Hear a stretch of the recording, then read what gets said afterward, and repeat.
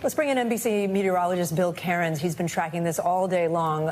Bill, walk us through what we're seeing right now. I couldn't take my eyes off the water behind Steve Patterson there, and just wondering, because we talked to the mayor of Naples earlier, and she was saying there's a lot of flooding in Naples. Is that coming to places like St. Petersburg and Tampa? Not the St. Petersburg, Tampa area. They're getting the wind blowing out, so that's why they're okay. Just wait till you see some of the pictures from the Fort Myers area, Cape Coral. There's some stuff online and social media right now that's not cleared yet, and hopefully once we do that, we will show it to you. But I've seen video of a camera that was positioned in Fort Myers at 8 feet on a road, and that camera is now going underwater. And there are waves on top of that. There's a picture of the Fort Myers area. So the storm surge is in Fort Myers currently. I'm trying to look at this picture image. You can see some water surrounding that vehicle to the right there. Far to the left, you could see some water down some of the streets. I saw another video with a house that was floating with the roof ripped off of it.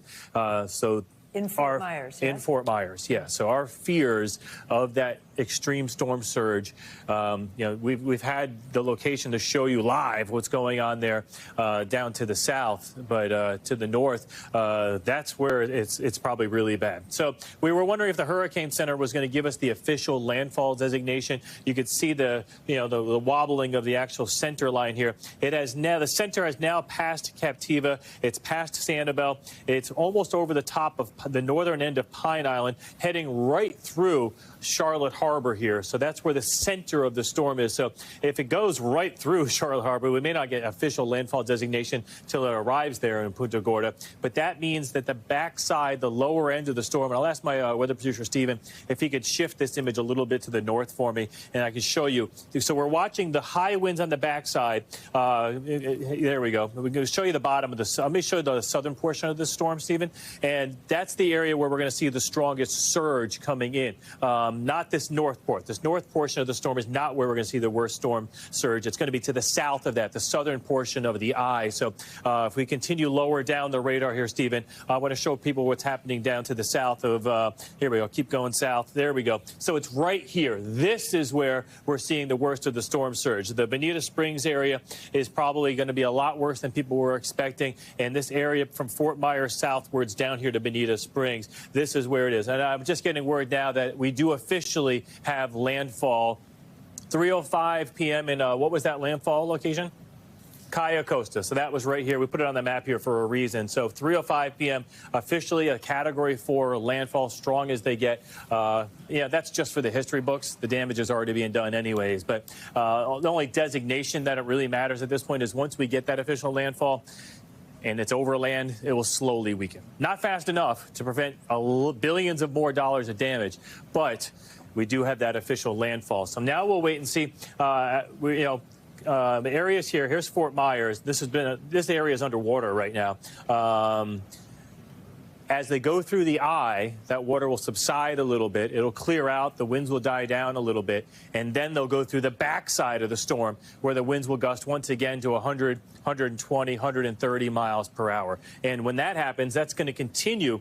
Those areas south of Sanibel, from Fort Myers southwards, and Bonita Springs is unfortunately one of those areas, you're going to have that high storm surge probably for another 6-7 hours. The water's not going to recede because it's going to be being pushed from the southwest and then eventually the west, and the water's just going to sit on the coast. If you're wondering and wondering how about the storm surge problems around Port Charlotte and Punta Gorda, because the storm is making landfall over you, you're not going to have that extreme 12 to 18-foot storm surge. That is going to be south of that landfall and down through the Fort Myers, the Cape Coral area. If you've ever seen Cape Coral at very low elevation, there's a chance that almost all of the city of Cape Coral is currently underwater with wave action on top of that. We're approaching high tide in all of these regions in here, too. So let's go through just a wider view of the storm and some of the other issues. And, we've been watching some of these wind reports. And, a lot of people were worried about the Tampa area. We've had reports of winds up to about 60 miles per hour. So down trees, definitely some power outages. It's really once you get down to Sarasota that we start getting those hurricane gusts. And that's when you can start to see a little more in the way of widespread damage further to the south, too. And just to give you an indication, it's one of my good friends is Mike Bettis that works for the Weather Channel, and he said this is the worst storm, guys, that he has seen in his 25 years of covering hurricanes, and he's been in 96 of them. Just to give you an idea of the pictures and the damage that is being done. Some of the storm chasers that have been doing this for decades are saying that this is one of the worst that they've ever experienced.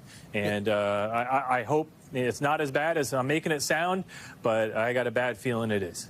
And you've been tracking this sort of weather for a long time, too, Bill. We know that when you have a bad feeling, it's well-founded. I am curious, as I look at the hurricane track behind you there, it makes landfall, as you said, but then it's still a hurricane for hours and hours and hours and hours. And so we're going to see interior parts of Florida affected by hurricane problems as well, right? What do you expect? Yeah, so this is Osceola County, and this is Polk County in this area here. And then once you get up in this region, you start getting towards, Kissimmee and the Disney complex. And then you get into the high population areas, especially once you get into the downtown Orlando. So, I was actually, when Charlie made landfall, I was working at the time in the Orlando area. I was actually standing out in a parking lot when Hurricane Charlie came right over the top, and it had winds still 90 miles per hour. People in Orlando didn't have power for 1 to 2 weeks, and that was far inland. And I'll never forget, all the blue tarps afterwards, and that's going to be the scene that's going to play out. So we're going to wait and see.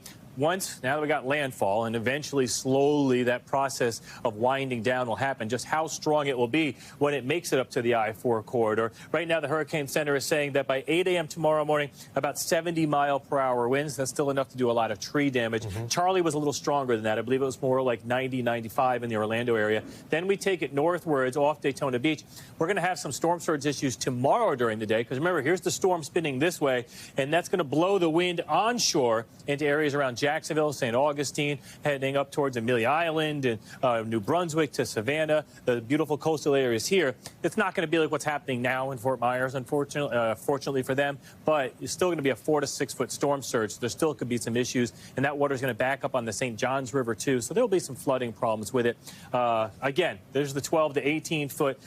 We don't know exactly how high the water is in Fort Myers. The gauge stopped working, but it's going to be the worst they've ever seen in the history of the city, and probably the worst they've ever seen throughout this entire region, guys. Bill, can I ask one more question? And forgive my meteorological ignorance here. But once the storm surge comes in, you said it could last, 6, 7 hours, maybe in some places? It all depends on where you're located. So, with the angle of approach and the way the peninsula is here for Florida, so the storm's going to go like this. And remember, the winds around the storm are going to go counterclockwise.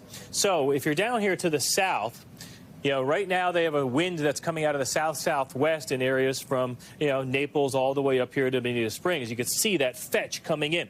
So the way the radar is moving is the way that the winds are moving, and that's piling the water up right along this portion right here. That's where the highest storm surge is. And as this storm continues to move inland, it's just going to drag all of this through. It's not going to change until the storm finally is almost up to Orlando. So, they're going to have a peak of storm surge, and it's not like it's going to rush out. It's just going to sit there for a long time. And now that just does even more damage. I mean, I think, some people are asking me, they're starting to see, and, first off, I make a forecast, and, sometimes people are like, the forecaster is always going to make it sound worse than it is. I think people are starting to realize, no, when we said catastrophic, we weren't lying. This is catastrophic. And now it's like trying to picture what it's going to look like tomorrow and the days ahead. And my fear is not just for the lives of the people that stayed behind, but even for the people that have to go back.